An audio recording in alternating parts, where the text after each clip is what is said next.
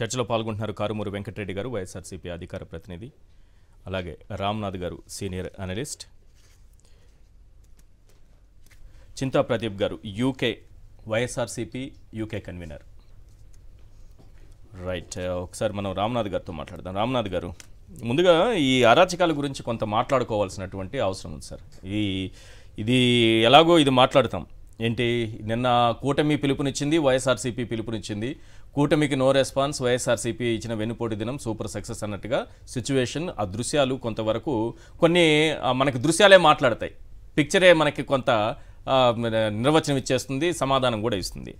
కానీ ఒక విషయం మాట్లాడాలి సార్. ఈ సోషల్ మీడియాలో కిరా కార్పి అని, చేబ్రోలు కిరణ్ అని, సీమరాజా అలియాస్ చంద్రకాంత్ చౌదరి అని క్యారెక్టర్ అసాసినేషన్ చేసేలా, సరే ఎవరో ఎటువంటి ఛానల్ అయినా నడుపుకొనిండి, వాళ్ళ అభిప్రాయాలు వాళ్ళ పార్టీలకు అనుకూలంగా ఎవరైనా చెప్పుకోవచ్చు, కానీ మహిళలను కూడా లేకుండా క్యారెక్టర్ అసాసినేషన్ చేసేలా మాట్లాడేటటువంటి వాళ్ళు ఒక ఎగ్జాంపుల్ కొందరు పేర్లు చెప్పారు.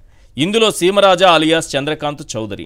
ఏంటి, ఇతను నిన్న కొందరు అమాయకుల్ని పట్టుకుని కొట్టడము, పోలీస్ స్టేషన్కి తీసుకెళ్లడం, మళ్ళీ అక్కడ కూడా వాళ్ళని కొట్టడం, వాళ్ళపైన అక్రమ కేసులు, గంజాయి కేసులు పెట్టమని పోలీస్ స్టేషన్లో డిమాండ్ చేయడం. అసలు ఏం జరుగుతోంది రాష్ట్రంలో? ఆడియో మ్యూట్లో ఉన్నట్టుంది సార్, ఒక్కసారి చూడండి. Hello, okay sir, okay. ఇప్పుడు ఏం లేదు ఈశ్వర్ గారు, సీమరాజా లాంటి వాళ్ళు కూడా ఇట్లా ఇంత దౌర్జన్యంగా చేయబోతున్నారంటే వాళ్ళ ఉద్దేశం ఏంటంటే, మాలాంటి వాళ్ళ దయ వల్లే చంద్రబాబు నాయుడు గారు సీఎం అయ్యారు, ఇక మేము ఏం చేసినా కూడా ఎవరు అడ్డుకుంటారు ఇక్కడ అనే ఒక పరిస్థితి. వీళ్ళు ఆర్గనైజ్డ్ గా ఆ కిరా కార్పి ఆయన ఈ సీమరాజా ఇద్దరు ఒక టీవీ దగ్గర పెద్ద స్క్రీన్ దగ్గర నిలబడ్డము, ఎవరిని పడితే వాళ్ళని క్యారెక్టర్ అసాసినేషన్ చేసేలాగా మాట్లాడుతూ ఉంటారు.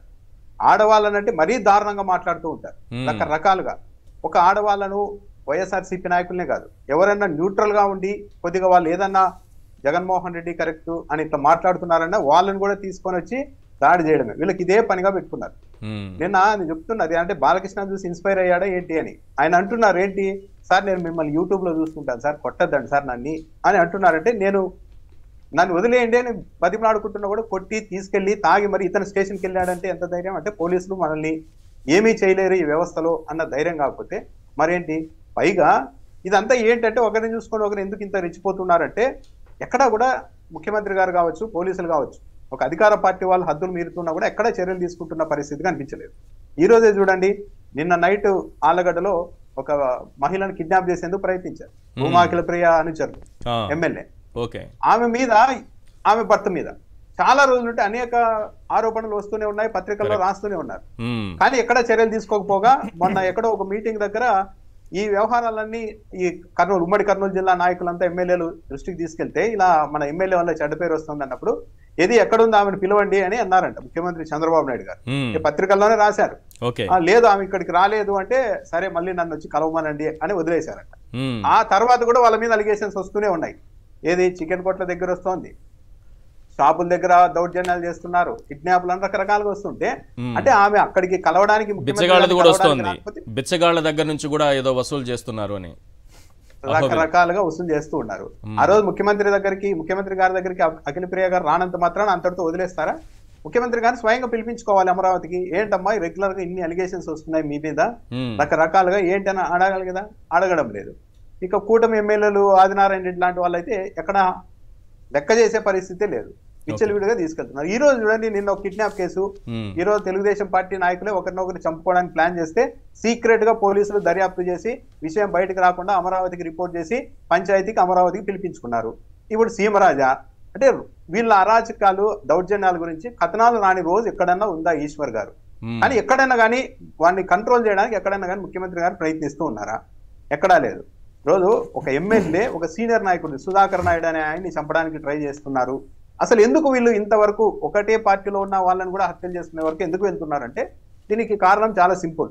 ఈ ప్రభుత్వం వచ్చిన తర్వాత సహజ వనరులు అన్ని కూడా తెలుగుదేశం పార్టీ నాయకుల చేతుల్లో పెట్టేశారు. లిక్కర్ కావచ్చు, శాండ్ కావచ్చు, రైస్ మాఫియా కావచ్చు, అన్ని కూడా లోకల్లో ఉన్న ఎమ్మెల్యేలు నడుపుతూ ఉన్నారు. ఈ సంపాదన ఎంతవరకు వెళ్ళిపోయిందంటే, మనం కాదు, మన తరం కాదు, ఇంకో 7 తరాలు కూర్చొని తిన్నా కూడా తరగనంతగా ఈ 5 ఏళ్లలో సంపాదించుకోవచ్చు, అంత స్కోప్ ఉంది అన్నది వీళ్ళకి అర్థమైంది తెలుగుదేశం పార్టీ నాయకులకి. దాని కారణంగా ఈ సంపదలో, ఈ దోపిడీలో మళ్ళా తెలుగుదేశం పార్టీలోనే ఉంటూ ఆ లోకల్ గా ఉన్న ఇంకో నాయకుడు పోటీకి వస్తున్నారన్నా కూడా తట్టుకోలేని పరిస్థితి. అందుకే ఏకంగా ఎలిమినేట్ చేసుకునే స్థాయికి వెళ్ళిపోతూ ఉన్నారు. ఇంత జరుగుతూ ఉంటే ముఖ్యమంత్రి గారు ఏం చేస్తున్నారు? ఎక్కడ ఏమి కూడా స్పందించడం లేదు. అంటే తెలుగుదేశం పార్టీ నాయకుల ధైర్యం ఏంటి? మనం ఈ పార్టీలో ఉన్నాం, అధికారంలో ఉన్నాం కాబట్టి మనం మన వాళ్ళని చంపేసుకున్నా కూడా మన మీద అయితే కేసులు పెట్టరనే కదా. ఎక్కడైనా కానీ చట్టం అందరికీ సమానంగా పనిచేస్తుంది అన్న ఒక భయం ఉంటే తెలుగుదేశం పార్టీ నాయకులు ఇలా ఎందుకు చేస్తారు? ఆ సీమరాజా అనే వ్యక్తి తాగేసి అంత పబ్లిక్ గా అమాయకుల్ని కొట్టేసి స్టేషన్కి తీసుకెళ్లి గంజాయి కేసు పెట్టండి అని పోలీసులకు ఎలా ఆర్డర్ ఇస్తున్నారు? ఆయనకి ఏం అధికారం ఉంది? పోలీసులు ఏం చేస్తున్నారు? అంటే ఒక పతాక స్థాయి. అసలు కేసు బుక్ అయిందండి సార్? ఏమన్నా మీ దగ్గర అప్డేట్ ఉందా? నా దగ్గర అయితే లేదు. అంటే చేసి ఉండరనే నేను అనుకుంటున్నాను. ఇంకా చేస్తే అది పెద్ద ఇష్యూ. ఎందుకంటే వాళ్ళని చూస్తే అర్థం అయిపోతుంది వాళ్ళు ఎలాంటి వాళ్ళు, ఈయన ఎలాంటి వాళ్ళు అన్నది. పాపం అతనికి చెవు కూడా పగిలిపోయింది, కన్నబేరి పగిలిపోయింది. నాకు మాటలు వినిపించట్లేదు సార్. లెఫ్ట్ ఏదో చెప్తున్నాడు, ఇయర్ పని చేయట్లేదు, ఇయర్ డ్రమ్ పగిలిపోయింది అన్నట్టుగా చెప్తున్నారు. దారుణంగా అక్కడ కొట్టారు, మళ్ళీ స్టేషన్ లో కూడా కొట్టారని చెప్తున్నారు కదా. వీళ్ళు తాగిన మధ్యలో ఉన్నప్పుడు కొట్టింటారు ఈశ్వర్ గారు. దాంట్లో అనుమానం ఏముంది? కాబట్టి ఇప్పుడు రెండు మూడు కేసులు కదా. ఒకటి తాగి కారు నడపడం తప్పు, డ్రంక్ అండ్ డ్రైవ్ అంటే మనం ఒక కేసు ఉంది అక్కడ. రెండోది వాళ్ళపైన దాడి చేయడం, రెండో కేసు బెదిరించడం. మూడోది స్టేషన్లో కూడా దాడి చేయటం. పైగా ఇంకొకటి పోలీసులకు బెదిరింపులు, మీరు వీళ్ళపైన ఈ కేసు పెట్టండి అని. ఎన్ని రకాల కేసులు ఉన్నాయి చూడండి. ఇవన్నీ ఉన్నా కూడా ఇప్పుడు వాళ్ళ మీద, అమాయకుల మీద కేసు పెట్టకపోతే చాలు. ఇంతేనా?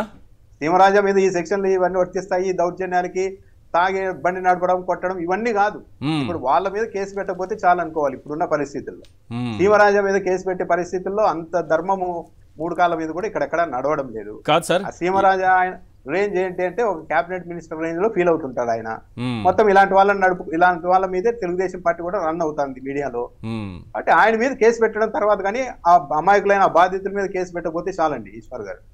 ఇప్పుడు ఈ టీడీపీ నాయకులే ఒకరినొకరు చంపుకుంటున్నారు కదా. ఈ చంపుకున్న దాన్ని తీసుకొచ్చి మళ్ళీ వైఎస్ఆర్సీపీకి అంటగట్టే ప్రయత్నం ఒకటి జరుగుతోంది సార్. వీళ్ళు చంపుకుంటారు, వాళ్ళకి ఆ ధైర్యం కూడా వచ్చిందేమో నాకు అనిపిస్తోంది. ఎందుకంటే వీరయ్య చౌదరి హత్య కేసులో చాలా ప్రయత్నాలు చేశారు, ఏదో ఒక రకంగా వైఎస్ఆర్సీపీకి లింక్ పెట్టాలని చూశారు. ఎక్కడ వాళ్ళకి 0.1% కూడా దొరకలేదు. అప్పటి వరకు ఈ నేరస్తుల్ని వదలను, చంద్రబాబు నాయుడు గారు కూడా దీని వెనుక ఎవరున్నారో తేలుస్తాను అనంటూ ఏదో ఇక్కడ వైఎస్ఆర్సీపీ వాళ్ళు చేశారన్నట్టుగా మాట్లాడుతూ వచ్చారు. ఇక్కడ మాచర్ల జంట హత్యల కేసుల్లో కూడా ఆఖరికి అటు తిప్పి ఇటు తిప్పి ఎస్పీ గారు మాట్లాడారు, జోలకంటి బ్రహ్మానందరెడ్డి గారు మాట్లాడారు. అందరూ మాట్లాడిన తరువాత మళ్ళీ పిన్నెల దగ్గరకు వచ్చేసారు. ఇక్కడ ఏంటంటే చంద్రబాబు నాయుడు గారికి ఒక విషయం అర్థమైంది, ఇది నా చేతుల్లో ఏమీ లేదు, నేను కంట్రోల్ చేయలేను అని దాదాపు ముఖ్యమంత్రి గారు చేతులు ఎత్తేశారు. అందులో భాగంగానే కొందరు పార్టీలోనికి వచ్చి కోవర్టులుగా మారి హత్యలు చేస్తున్నారు, నేను సహించను అన్నారు. అంటే మునుముందు కూడా మన పార్టీ నాయకులే మన వాళ్ళని చంపుకుంటారు, వాటన్నిటిని వైఎస్ఆర్సీపీ మీద తోసేయడానికి ముందే ప్లాన్ చేసుకోవాలి అన్న ఉద్దేశంతోనే ఈ కోవర్టులు వచ్చారు, హత్యలు చేయిస్తున్నారు, నేను సహించను అన్నారు. కానీ ఎక్కడ ఏ కోణంలో చూసినా కూడా వాళ్ళంతా హార్డ్ కోర్ టీడీపీ వాళ్ళే. వీరయ్య చౌదరి హత్యకు సంబంధించిన అదే, ఆ పల్నాడు హత్యల్లో వాళ్ళు అసలు వైఎస్ఆర్సీపీతో సంబంధమే లేదు.